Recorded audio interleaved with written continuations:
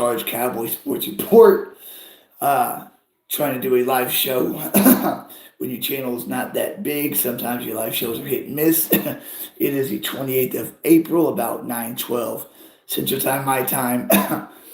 This live show here is just a draft recap, thoughts, opinions, and what we think is going to happen with our running back situation. So if you're catching this live or you're watching this after it's uploaded and you haven't subscribed to the Charles in Charge Cowboy Sports Report, I implore you, that red subscribe button is free. It costs you nothing. Hit that red subscribe button. Check out my content in the future. Dano, thanks for joining, my brother. I was trying to get a hold of you. I think you have a different screen name on some of the other videos. As I was saying, for those who have not subscribed to that red subscribe button, it's free. It costs you nothing. It's a free investment. If you don't like my content, the next few videos, you can unsubscribe it. It's harmless. I'm about 100 away from 500, and then that's my first goal. Then 1,000. When I hit 1,000 guys, this show will take off and be the real deal. I'll be able to get a desktop for filming graphics to show y'all things opposed to explaining them. Studio equipment, sound bites, and a call-in line for live shows. Whenever my live shows get real live, Law Nation's the only guy that has a call-in line. You would think everybody else would have one because people want to be heard, before, after games, before, after, we make a decision on a player, drop a player, sign a player, whatever. I don't have the bell like Mike Fisher does, but if you're watching this after the video's been uploaded, guys, listen, I've been a fan since 93, Super Bowl 28, played the game my entire youth, been a student of the game my entire life. Okay, everybody brings something different to the table. Mike Fisher, he's a journalist. He's won awards. He works inside the Star. He brings you a take from inside the facility, facts. Law Nation is kind of both. He's got the fan perspective and he's got connects inside the building also. Mark Holmes and like Rome and whatnot, they're fan talk. That's basically what I bring. Fan talk in my 29 years experience with this team and, getting to know the Joneses after so long and, my take on things. I want to hear your take on things. So on the count of three, guys, if y'all hit that subscribe button, 1, 2, 3, boom. If you did it, you're a real one. I love you for it. The thumbs up button. It just gets a video viewed more. It gets put on people's feeds that wouldn't be there otherwise. Hit that like button on the count of three, guys. 1, 2, 3. Like, boom. If you did it, you're a real one. I love you for it. All right, guys. Overall draft grade. Without playing the lick, without playing it down, without playing snap in training camp, we had 8 picks. What would you give the draft grade? My personal grade is a B plus. A B plus. Still yet to be determined. Draft grade. Dano and Raymond. Dano says a solid B. That's fair. That's fair. This draft could have got a early A grade on the second, third round pick 87. Even though if we would have chosen a running back at that pick of 87, it would have been considered a reach. Being that slew of backs went in the 4th round. But that would have been the time to take it back. I don't think a linebacker at pick 73, pick 87, the second, third round pick was necessary. He's a cousin of Puka Nacua, Maurice Lafuo at Notre Dame. Without him, right now we would have Damone Clark going into his 3rd year. Eric Kendricks, not a spring chicken no more. He's basically going to be, the quarterback of the defense, playing with his brain. Still a pretty good linebacker. He's not bad. Overshawn coming off the ACL tear.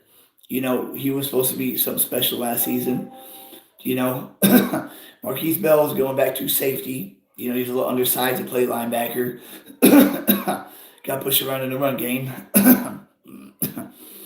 So with those, starting 3 linebackers right there, and we can also pick one up after the draft, or UDFA. In fact, we picked up like 11 UDFAs already, and 1 or 2 of them are linebackers. I'm not a fan of tackle being that tall, but overall, like the other picks. Yeah, Tyler Guyton, he is he's a monster of a man. He is 6'8", 6'8", 222 pounds. Now I'm doing this on my no 6'8", 322 pounds. I'm doing this on my phone, so I'm not able to stop what I'm doing and look something up. But Dano, what size was Tyron Smith? Tyler Guyton, 6'8", 322 pounds, and he's got really good arm length. Um, his draft grade was a 6.41. The highest you could be is an 8. An 8 is like instant starter baller type guy. Um, but this is just draft grade, right? He played right tackle at Oklahoma, but he says he's more comfortable playing left tackle. And being that we're able to trade back in round one with Detroit from 24 to 29 and still get the tackle, even though we wanted JPJ, we wanted Graham Barton, you know, being that we got that, early third round pick and who we got for that, kind of made up for not getting Jackson Powers Johnson or Graham Barton as, the guard. um, Cooper Beebe, a lot of people had him ranked as the highest guard in the draft. And the plan, supposedly, is to convert him to center. Which, if he's going to be converted to center, maybe for the first time in his career, and it's going to be during the off season, during OTAs, everything he does this all season is at the center position. And to the left of him is Tyler Smith, who will be an All-Pro left guard this year, and to his right, Zach Martin, All-Pro, best right guard in the game, future Hall of Famer. That makes his job as a rookie a lot easier. Plus, he's really good at what he does. If I had a desktop right now, I could pull up some film like Brian Baldinger did, on Law Nation show. That boy can play football. That boy is physical. And if he can get comfortable with snapping the football before he blocks and, getting that ball into Dak's hands, the interior of our offensive line with Tyler Smith, Cooper Beebe, and Zach Martin would be vicious, man, just straight vicious. And Tyler Guyton, I think, will be a first-round hit too, just like Tyler Smith. We took Tyler Smith 2 years ago. We all remember we were disappointed with the pick. We could have got that center that Baltimore wound up getting. Forget the guy's name, but that center, was a really good center, and he's been a Pro Bowl center since he was a rookie. His first 2 seasons with Baltimore. But instead of taking him, we took Tyler Smith, the raw guard out of Tulsa, that led the FBS in penalties. Right? And we're like, what are we doing, man? This kid's a project. Tyler Smith is a project. And all off season, he plays at left guard. All preseason, he plays at left guard. And then 10 days before week 1, Tyron's hamstring comes off the bone. And we got to say, sorry, kid, we got to kick you out to left tackle. And that boy stood his ground all season and played damn good to a 12-5 record, playoff win, and a tight game against San Francisco. So for us to think that Tyler Guyton can't start at left tackle, especially if all off season he's taking left tackle reps in the preseason playing left tackle, that he can't be ready week 1 and play very well this season because he'll be playing next to Tyler Smith. This kid, Tyler Smith, it's all about who you play next to as a rookie that can really help you out. Tyler Guyton is playing next to Tyler Smith, who is, no one's going to be as good as Larry Allen, of course. But when you think of the strength and the skill set that Tyler Smith has, he's very strong. And he's very athletic. He can pull like no other guard. Larry Allen can do the same thing. Big old scary man, anywhere the same number. So him playing next to Tyler Smith, Tyler will be having a rookie on each side of him. But what will have him with the centers, he'll have Zach Martin on the other side. This offensive line could be very, very good. Stephen White, man, I appreciate you joining. Welcome, my man. Welcome, my man. Give your draft grade of from the 8 picks that we had from Thursday to Saturday. Let us know what your draft grade was. Mine's a B plus. Daniel's was a B, and you say a B too, yeah. Like I said, I would have given this draft grade an A, possibly an A plus, if pick 87 wasn't that linebacker, and that linebacker was not even a projected top 100 pick. Now Troy Benson, I know Jonathan Brooks went in round 2, right? He's the first one gone. Trey Benson was the second one gone, and he had speed. He was at scat back, and being that Elliott is in talks with coming back for 1 year deal, $3 million, $4 million if he plays the entire season. People want to talk all this mess about Elliott. He still brings a lot to the table, but he's not a workhorse anymore. He's not the feature back, but he's the power back. He's a guy that's 2 yards in the cloud of dust. He's a guy that softens up the defense. And if you got a fresh legs rookie or somebody with speed to complement that, it's a beautiful combination, just like in 2022. Him and Pollard were a beautiful combo, especially when Terrence Steele was healthy on that right side. They were running off that right side with impunity. And in 2022, Elliott, in the first 13 games of the season before he missed 2 games with the injury, was averaging 4.2 yards a carry, had 10 touchdowns.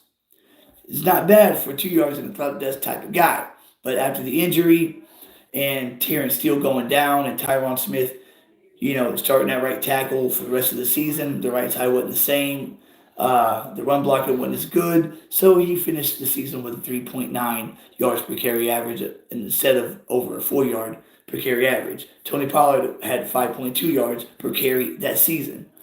Elliott's great in pass protection. He could still catch the ball in the backfield. I wanted him last season. If we'd had Zeke last season, our red zone woes would not have been near as bad as they were. We did juice up at running back. Benson on right, I was hoping. We did need you. Yeah. We needed juice at running back. I think Trey Benson would have been beautiful. And even if we'd had to trade up to get him, trade in the fifth, Kalen Carson actually is pretty good, I think. But to trade up to get Trey Benson, even if we had to give our 6th this year and a 4th next year to trade up, to get Trey Benson, I would have totally did that. I mean, why not?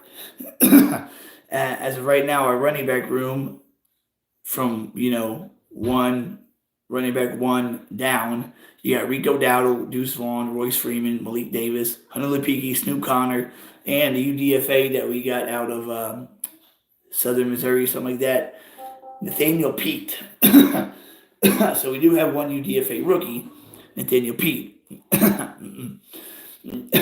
Yeah, Steven, Hunter was kind of exciting in preseason last year, but he pissed me off against Miami when we got down to the 1 yard line on the opening drive and he fucking fumbled the football into the end zone for, what was it, a touchback, or Miami got at the 1 yard line, one of the two. I think he fumbled the exchanges is what it was. That kind of pissed me off, though. He didn't get a lot of playing time last season for a reason, I think. But I think Rico Dowdle, right? He's been around for about 4 years. First 3 years, injury play, all seasons, didn't get on the field much. Last season was healthy, and when Rico got his opportunities, I think he looked good, personally. I think Rico, given that, the offensive line was not very good at run blocking last season, I think Rico Dowdle looked pretty good. What's up, Raymond Solis, man? Thanks for joining us, my brother. So, if just say tomorrow we sign Elliott Monday, right? Say we got Zeke and Rico as our 1 and 2, and then Deuce as our number 3. I think we're going to bring, Yeah, Raymond. My wife is okay. She's home. Yeah, Thursday morning, she was getting the kids ready for school. I hear a crash. I think it's the puppy getting into something. I don't pay much mind to it. My daughter comes up to me and says, Daddy, Mom's on the floor going. And I was like, where? And I run into her bedroom, and my wife's on the floor having a seizure. And we have ceramic tile floor, so she had her head on the floor. She fell, so she was in the hospital. So Thursday night, I watched the draft from my phone. But yeah, Raymond, she's okay. She's home now. Thanks, buddy. Yeah, Daniel, our running back room isn't the best, right? As of right now, but as Stephen Jones always says, as Stephen Jones always says, it's 365 days a year. They're trying to look for talent. Yeah, Daniel. She's gonna follow up with a neurologist. Everything should be fine with her though. God is good. But you know, I think we're gonna make one more move for a back between now and training camp.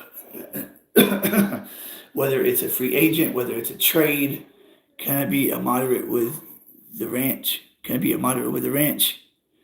A moderator, you mean? Yeah. When I do a next show on my laptop, I can make you a moderator. I think Chris Gons and Dano right now are the two moderators.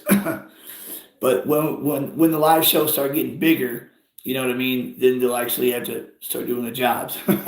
Because our live shows right now max out at like 6, 7 people. But it's still fun. But as the show grows, live shows will get bigger, and that's when I get the call in line. That's for sure.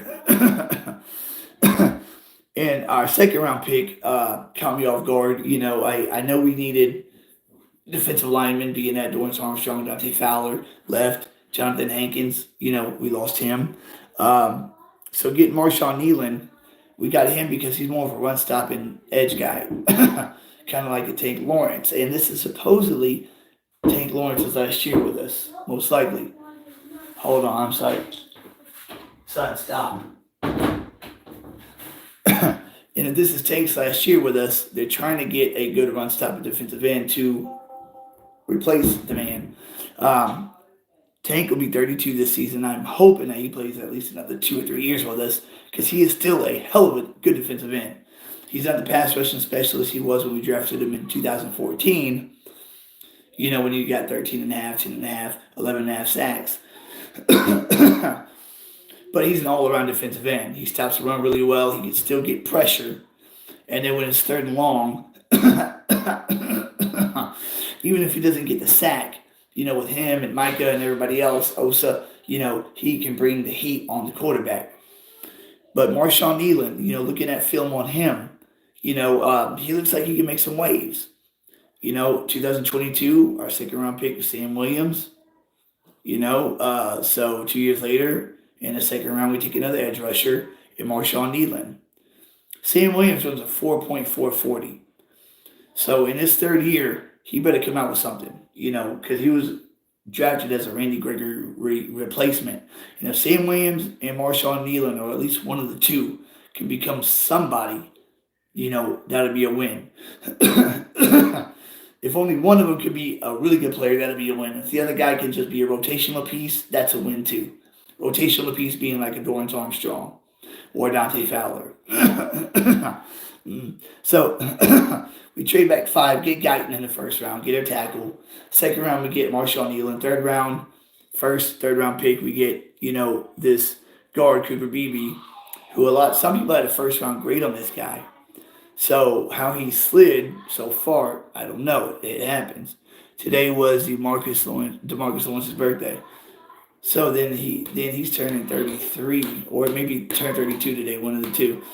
If one of y'all can look that up, how old is D Law today now? But DeMarcus Lawrence, just like Zach Martin, doesn't have an injury history career. Tank Lawrence, I don't think has ever missed a season. Zach Martin has only missed one majority of the season, 2020, when the whole offensive line was out. Lyle Collins, Tyron Smith, and him. So I think Zach Martin and Tank Lawrence can play until their late 30s at a very high level, like Brandon Graham and Jason Kelsey, Andrew Whitworth, guys like that. I think, being that they've been intact, unlike Tyron Smith, who might get 1 or 2 more years left, I think Zach Martin and Demarcus Lawrence have a good 5, 6 years left in them if they want to play. And they'll still be playing at the level they're playing now. So the first 3 picks were beautiful. Trench guys, Cooper Beebe, man, if he can transition to center and really catch on to it, our interior line is going to be, we're going to have the next tush push. You know what I mean? Because Jason Kelsey was the reason why the tush push was so effective because he got so low with the center of gravity and he pushed the pile and everybody behind him, Dak is as strong as Hurts is. He's a big guy. But then with that pick with a linebacker at 87, kind of threw everything off. It turned an A draft into a B draft, really. And then no 4th-round pick. I thought we'd trade up into the 4th round and get a running back. But apparently we have an idea of what we're going to do. So the 5th round, we get Kalen Carson, right, out of Wake Forest. The kid actually tested really well in the combine. This kid, Kalen Carson, 6.22, which means, eventually be a starter. That's what that grade means. His to break down a few quick things, his production score, Kalen Carson, production score was a 73. That ranked 10th among all cornerbacks. His athleticism score, 71, ranked 16th amongst cornerbacks, but his total score was a 74, and that ranked 9th out of all cornerbacks in the draft.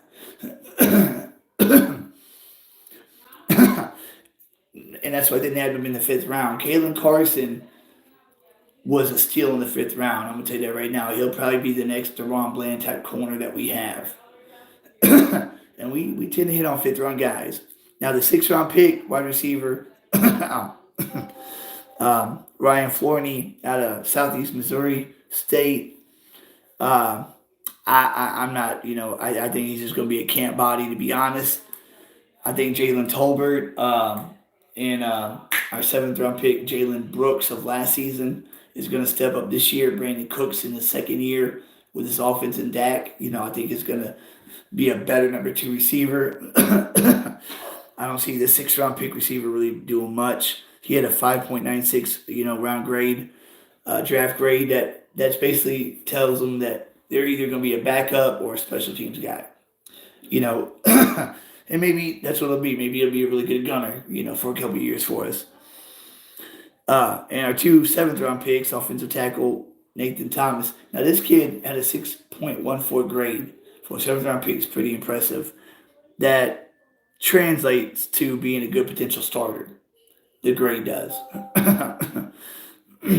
His production score is a 58, ranked 18th. Athleticism score 73, ranked 18th. His total score was a 69, ranked 21st, which ain't bad being in the 7th round. In our last pick, defensive tackle, Rogers, he's got size. He's 6'2.5", 330, but 5.96 was his grade. That's backup or special teams, but those guys don't really play special teams. His production score was a 52, this ranks 24th. Athleticism score 25th, 51 ranks 25th, and his total score is a 56, ranks 24th. Not really that special, but, those grades really don't mean a whole lot when it comes down to Eric Wallace, man. Welcome, my brother. I believe you got my message. Before I do a live show, man, I try to let everybody know that I'm doing it so they can jump in and join me. Eric Wallace and Raymond, let me know what your grade on the draft was. You haven't done that yet. Eric Wallace, give me your draft grade for the Cowboys and your draft grade for your Seahawks. Give me both. Let me know what you think.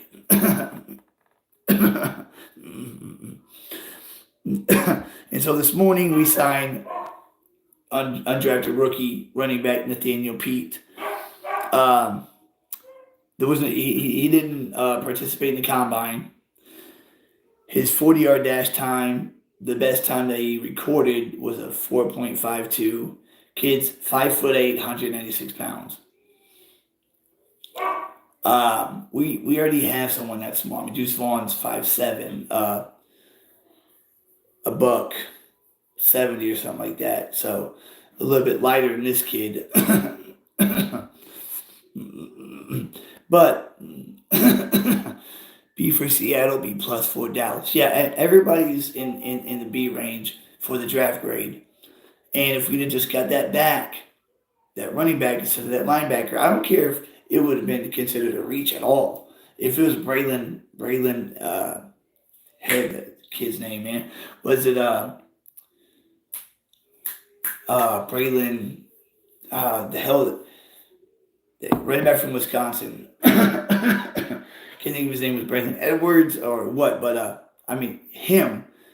If we would have got him at pick 87, even though he didn't go until round 4 or late or early round 5, you know, even though that had been a reach, that had been, a nice pickup.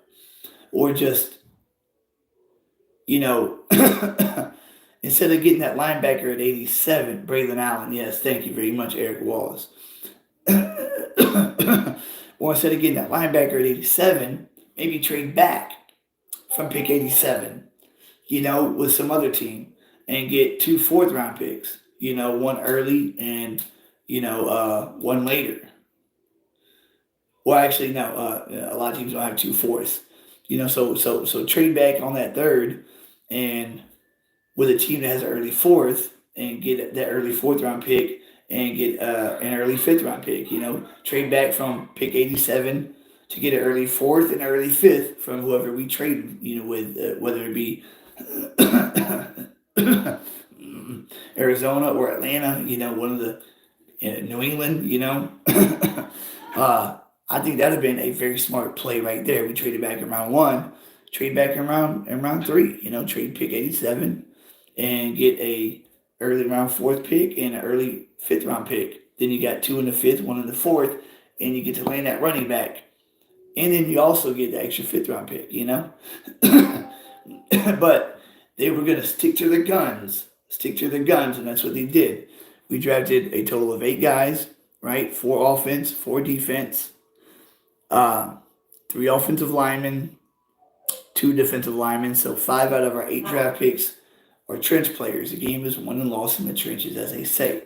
So I'm not disappointed with the draft. I just want to get this running back situation, solved and figured out. Or if Rico Dowdle, balls out in training camp and Deuce Vaughn, catches on and, he played with Cooper Beebe at Kansas State, So if Deuce Vaughn could be that jitterbug, Dave Meggett, Boston Scott, what was his best match that everybody was talking about when he came out? Darren Sproles. If he could be that Darren Sproles type back for us, while Rico Dowdle would be, the more of the scat back, and then Zeke the power back. Running back by committee would be no problem. Being that we got dogs on the outside and CeeDee Lamb, Brandon Cooks, and, the guy from South Alabama. How do I just forget names like that for some reason? One second to the next. Pretty good receiving core. And then we got Fergie, who is an emerging tight end star. And then who knows? I mean, the tight end battle is going to be tight in training camp. These boys are going to be, with the UDFA that we picked up earlier today, the tight end battle is going to be good. Peyton Hendershot's going to be fighting for his job. Ferguson is the only guy that is good. Schoonmaker might be the second closest guy that is good because of his high draft status last year. And if he can make a jump from year 1 to year 2, that'd be, terrific to have a good number 2 tight end with your number 1 tight end. But I think Ferguson this season will be close to 100 catches. He'll be over 1,000 yards, I'll tell you that much. Dak will be slinging that football. And I actually had a list of 3 running backs I thought were great fits in Dallas.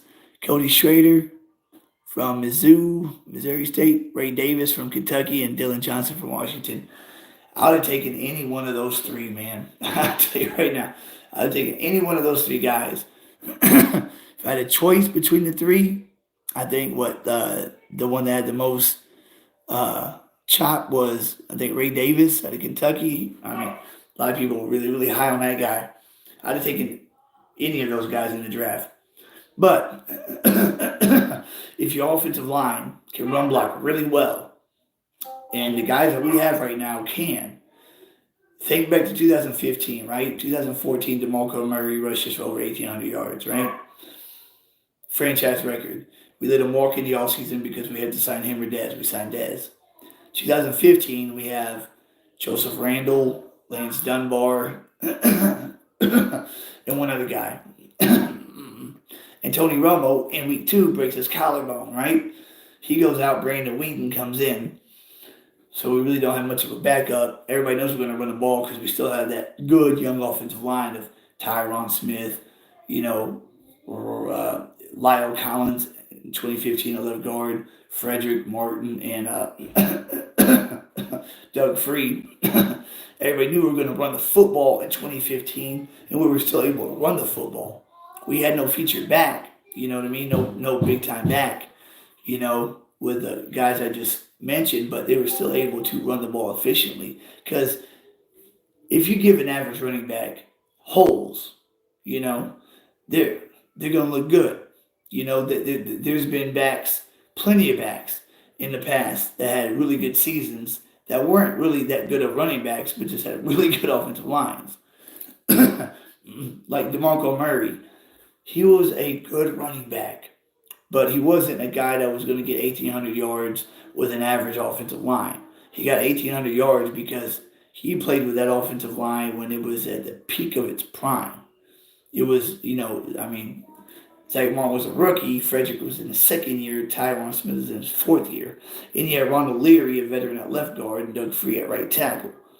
It made DeMarco Murray look better than he was, Emmett. Everybody knows that Barry Sanders, some could argue Adrian Peterson, but Barry Sanders, the best running back of all time. He didn't have an offensive line, never did. But, he finished second all time and actually third in rushing yardage. He could have easily shattered the record. Emmett would have never called him if he didn't retire early. But Emmett was able to run for an average of about 1,300 yards per season throughout his career. Not just counting the good years, but say his rookie year in 97, 98, 99, 2000. Average about 1350 a season because he always had a good offensive line. Even in the later 90s, he still had a Flozell Adams, Larry Allen, and Nate Newton. Emmett was really good running back, but that offensive line is, what kept him healthy, kept him upright, and that's why he was able to play so long because he had that Great Wall of Dallas.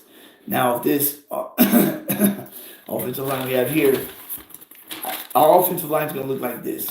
One of two things. Our starting five. And the most important thing throughout the season is that the same starting five play all year. That's how your starting five get continuity. That's how they gel. That's how they become one unit. That's why Philadelphia's O-line for those 2-3 years was so damn good because it was the same five guys every game, every week. For like 2 or 3 years, you had Matalata, Landon Dickerson, Jason Kelsey, Isaac Samalu, and Lane Johnson. And you had them for like 3 years in a row, the same five guys. And so they were moving people. And when you had those same five guys play next to each other day in and day out, the center knows what the left guard and the right guard is going to do without asking. The right guard knows what the right tackle is going to do without asking. The left tackle knows what the left guard is going to do without asking. They can pick up stunts without having to talk to each other because, it's just like a reflex almost. So our starting five right now will either be one of two things. And it all hinges all hinges on two things. Is Terrence Steele going to come back this season 100% like he was in 2022 and 2021? 2021, he started the season. He didn't play week one. Collins did, but then Collins' suspension kicked in. 6 games. Steele comes in, plays great, better than Collins. But after the suspension, they played Lyell because he was getting paid, not Terrence. And then 2022, Terrence Steele was balling out at right tackle, playing next to Zach Martin, and we were running off the right side so well. If he would not have gotten hurt, if Terrence Steele would have went down in 2022, and we go to San Fran with Terrence Steele healthy and Tony Pollard, we would have ran the ball on that San Fran defensive line. We're looking at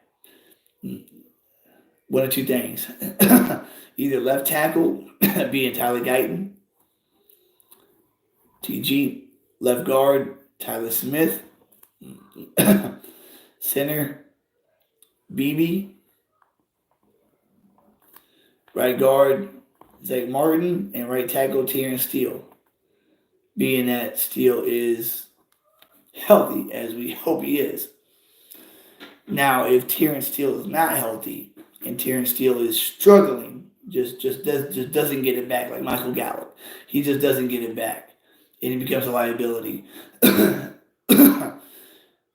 other thing we could do, this is kind of interesting, I think, I just could be talking to myself here, is being that Tyler Guyton was at right tackle his collegiate career, we could start Tyler Guyton at right tackle, have number 73 go back to left tackle, Tyler Smith, have BB start at left guard, Zach Martin at right guard, and TJ Bass and Brock Hoffman at center.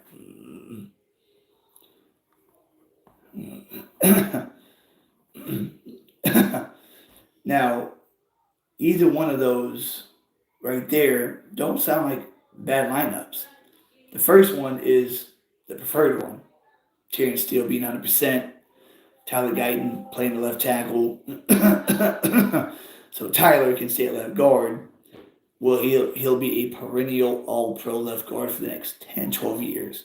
I mean, he could possibly be that at left tackle also, but we know at left guard, I mean, he was just exceptional last year. And the first starting five is what we want because we'll have the best guard duo in the league at left and right guard, the best. We'll probably have the best rookie center with BB.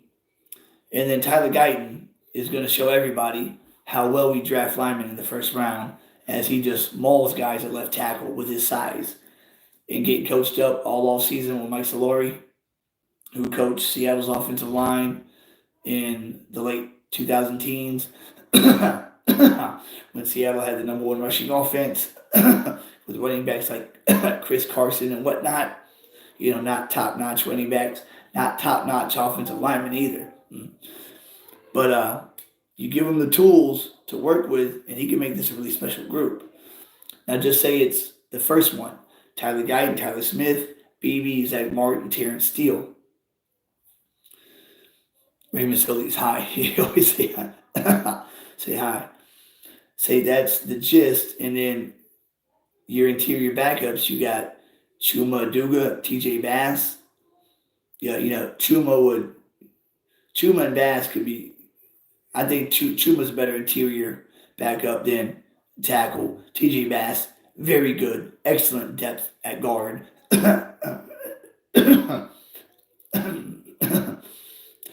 And then at tackle, you know, that 7th round pick that we got, a lot of people, you know, have a lot of people like him, you know, that Nathan Thomas, you know, at Louisiana Lafayette. Him or Austin Richards should be able to be a very good swing tackle for us. Depth of the offensive line is very important, as we all know. And, you know, if it goes down like that, then nobody's missing Tyron Smith, you know. I wish him well in the Meadowlands, playing with Aaron Rodgers. I'd have loved to have had him for one more season. Really would have. But, I guess it was time to move on. Now, chapter's over with. After teams settle down and, look at what they got, there's going to be some cuts coming from a lot of teams. And hopefully, maybe two or three decent running backs are out there for us to get. Besides Zeke, Zeke is going to come on for us and he's going to have his role. But we're going to want that back, that Pollard replacement. And maybe it could be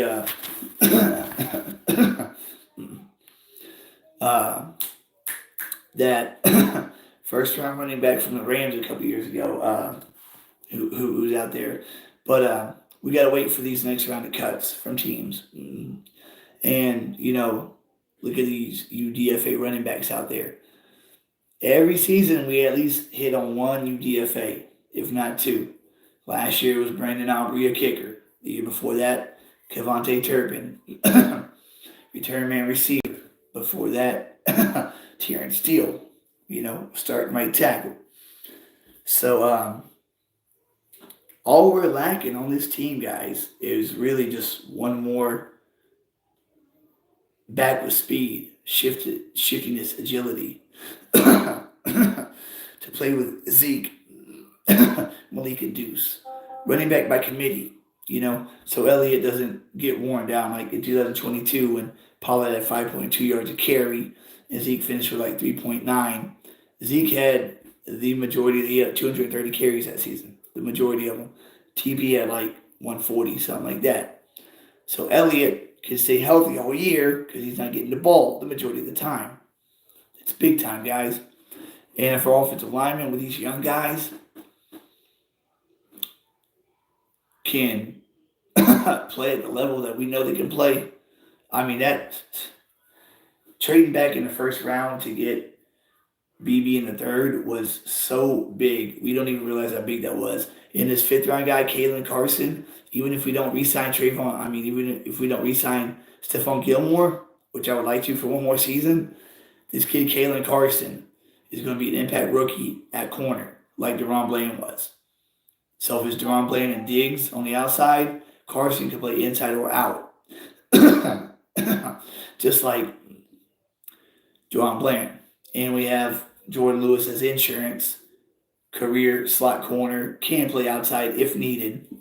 But Bland, Diggs on the outside, Jordan Lewis on the inside, and Kalen Carson coming along. And if, Jordan Lewis goes down or one of the three go down, he most likely possibly could, come in and fill that role pretty good, like DaRon Bland did in 2022 when Lewis went down. But I would at least want to bring on three more guys that's on the free agent market. Gilmore,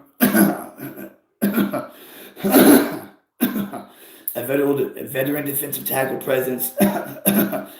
Calais Campbell's like 38, but he's still very good on the inside.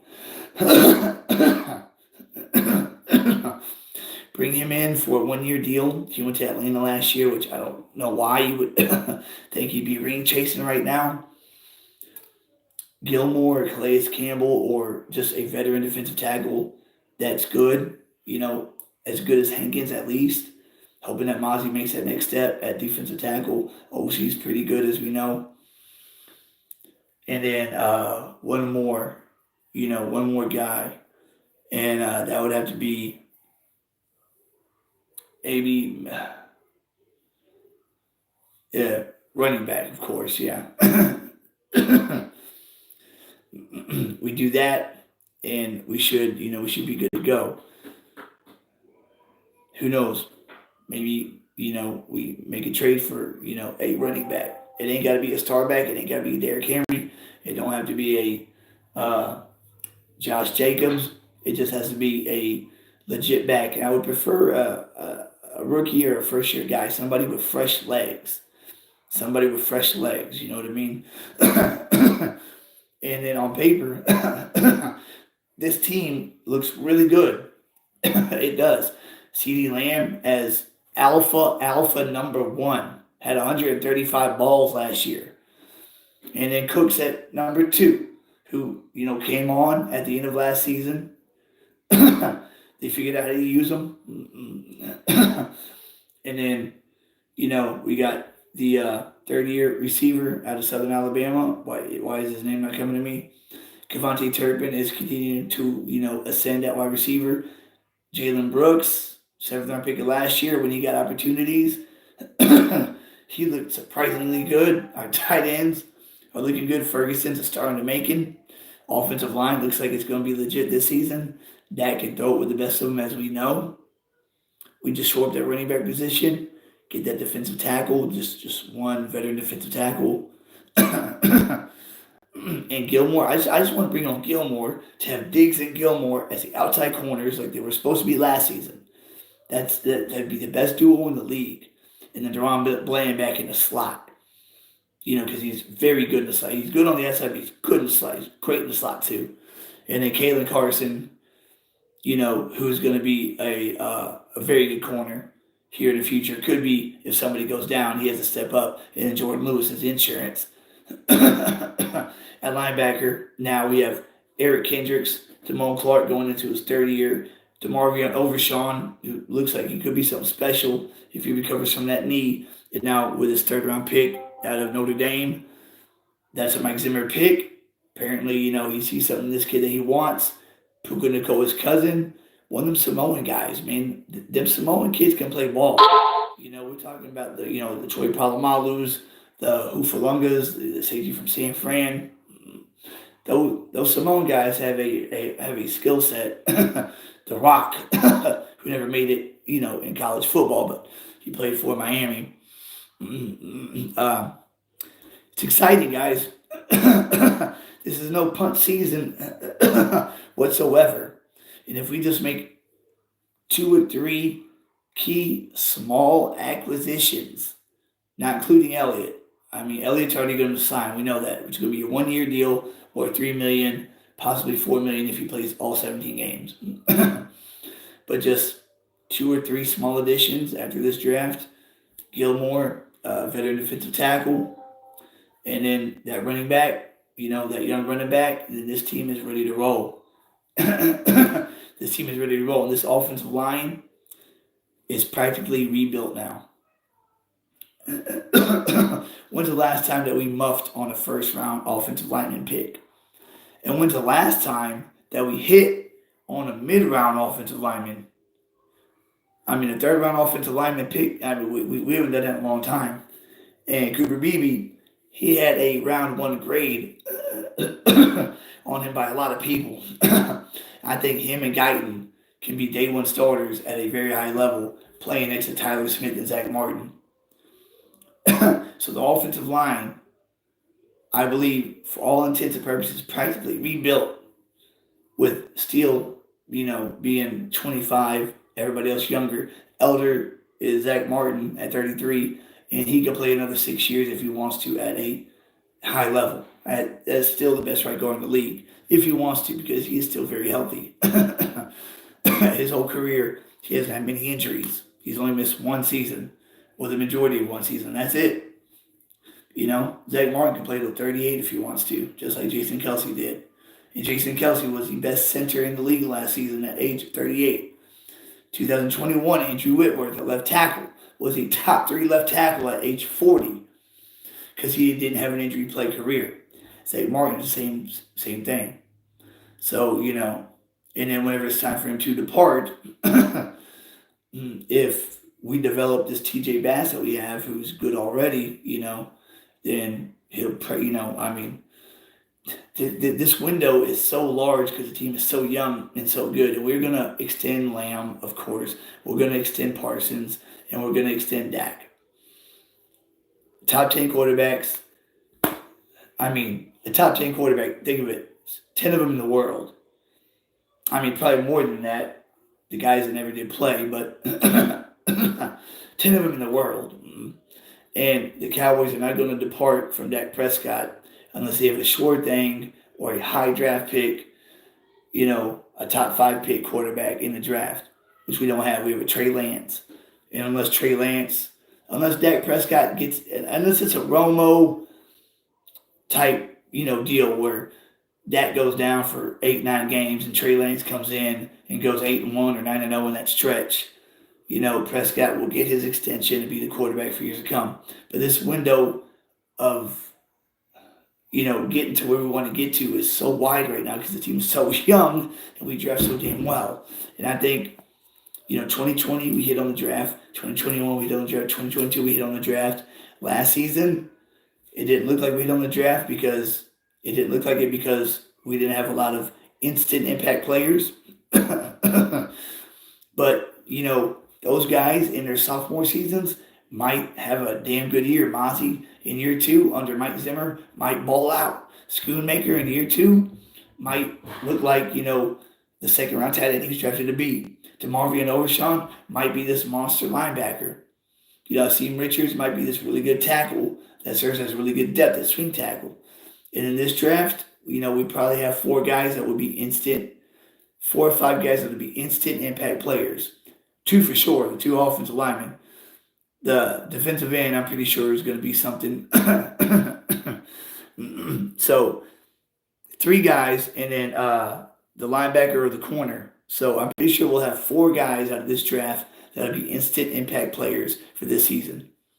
Guyton, Nealon, Beebe, and then either Kalen Carson or the linebacker Maurice Lefufu. I can't pronounce that name. Kalen Carson will get the ball out if somebody goes down. But if nobody gets injured in the cornerback room, then he'll just, ride the bench. But, if Overshawn, if it takes him a while to get 100%, or if somebody goes down linebacking, core, then that Notre Dame linebacker will get a shot. Mike Zimmer wanted that guy really bad. He wanted Nealon really bad. And Dan Quinn had this defense so damn good for the 3 years that he came in. The only thing that he could not fix was stopping the run. So now with Mike Zimmer coming in with a fresh pair of eyes, if Mike Zimmer can shore up that run stopping, game on defense, then this defense will be what we thought it was going to be last season. And that was, historically good. Like the 2013 LOB or the 2015 no-fly zone or the 02 Bucks. I mean, we got the players on this roster to have that good a defense. At safety, we got Malik Hooker, Hitman Wilson, Wanye Thomas, and, Israel McQuamu, Marquise Bell as, depth. I mean, that's just mass depth everywhere. Good starters everywhere. And then Micah Parsons, he's just going to be the chess piece. I know Dan Quinn, Mike Zimmer's going to put him at linebacker, but Mike is going to be at the LOS a lot. I mean, he had the most pressures, number 1 in the NFL last season. 13 and a half, 14 sacks his first 3 years. They're not going to take him off the edge. He's going to be rushing that passer. But he'll be playing linebacker too, like he needs to be. On first down, he needs to be playing linebacker. Because a lot of times, first down, they run the football. Then on passing downs, of course, he's going to get after that ass. So I'm excited about these guys, man. We just need to bring in that running back, that young back. Hopefully bring back Gilmore and just get the veteran defensive tackle guys, and we are ready to rock and roll. I guarantee y'all that. Put God first and foremost. He goes before everything, even this. Seek him in his righteousness, and all these other things will be added unto you. I'm living testimony of that. Been going through a deep valley for the last couple months, but I believe our deliverance is right around the corner, guys. That is real talk. If y'all watch to the end, man, think you're a real one, and I love you for it. Please share this content, guys. Subscribe. That subscribe button is free. I cannot implore that enough. Help me get to 1,000. I'm 100 away from 500. It's the first goal, then to 1,000. Once I hit 1,000, this show will just build like you won't believe. Within a year, I'll be at 50K, then 70K. And be able to get everything I need to make this show like all the other shows, all the bells and whistles, and the call-in line. I've got all the experience and everything I need to bring to the table. I just need support from my brothers and sisters that bleed the blue and silver like I do, guys. So hit that red subscribe button. It is free. Like I said, if you don't like my shows, in the next couple of weeks, you can unsubscribe. It costs you nothing. So please hit that red subscribe button, guys. I love you for it. Hit that like button. And it's the end of this live show. Thanks, Eric. Thanks, Raymond. Thanks, Steven. Thanks, Dano. Thank everybody who, participated in this episode. I'm feeling really good after this draft. I really am. And I'm really interested to see the moves that we're going to make after the draft and before training camp. And I'm really interested to see what roster we're going to bring into training camp. But like I said, for the first time since 94, 95, or you could say 92 to 95, we're going to win the division for back-to-back seasons. We haven't won the division in back-to-back years since 94 to 95, if you just want to go year by year. We're going to win the East this season. We're going to whoop up on Washington and the Giants again. I think we'll sweep Philly this year. I really do. I know they took 2 corners in the first 2 picks, blah, blah, blah. We're going to win at least 12 games again this season. But this time, when it comes to January, it's going to be a different squad out there because we're going out there and we're getting dogs right now. We're changing the mentality of this team. And by doing that, we're changing the culture. And Mike Zimmer, I think, is perfect spice that we needed to add to this, pot of stew right here. So that's it for this episode, guys. Thank y'all for watching. Subscribe, like, and share. Like I said, guys, I love y'all. Sunday night, y'all have a good week. And I'll catch y'all guys later this week. Charles in Charge is out. Deuce.